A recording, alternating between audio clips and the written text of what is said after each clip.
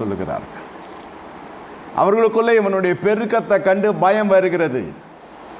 இந்த ஜூன் மாதம் கடைசியிலே 30ஆம் தேதியிலே இந்த வார்த்தை 2024 நான் சொல்லுகிறேன். நீ வருகிற நாட்கள் ஜூலையிலிருந்து பாருங்க, உங்களுடைய வாழ்க்கையில் பெரிய திருப்பம் ஒன்று உண்டாகும். எது பகைத்ததோ அது வந்து உன்னுடைய வாசலில் நிற்கும். உனக்கு விரோதமாய் ஒரு கூட்ட ஜனங்கள் எழும்பினால் அவர்கள் என்னால் கூடுகிற கூட்டம் அல்ல, எவர்கள் உனக்கு விரோதமாய் எழும்பி இருக்கிறார்களோ அவர்கள் உன் பட்சத்தில் வருவார்கள். கர்த்தர் உரைக்கிறார். ஆனால் வருகிறவர்களை சமாதானத்தோடு திருப்பி அனுப்ப வேண்டும். ஆனால் நீங்கள் அவர்களை உங்களோடு வைத்துக் கொள்ளக்கூடாது. இது புறஜாதி, அது ஏதோ வந்து ஒப்புரவாகிறது. சரி, ஒப்புரவாகும், நல்லது.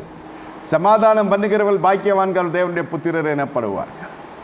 உங்களுக்கு ஜூலை மாதம் சமாதானம். நாளை காலையிலே சர்வீஸில் இதெல்லாம் சொல்லலான்னு நான் நினைத்தேன். ஆனால் ஆவியானவர் வேறு செய்தி வைத்திருக்கிறார் நாளைக்கு.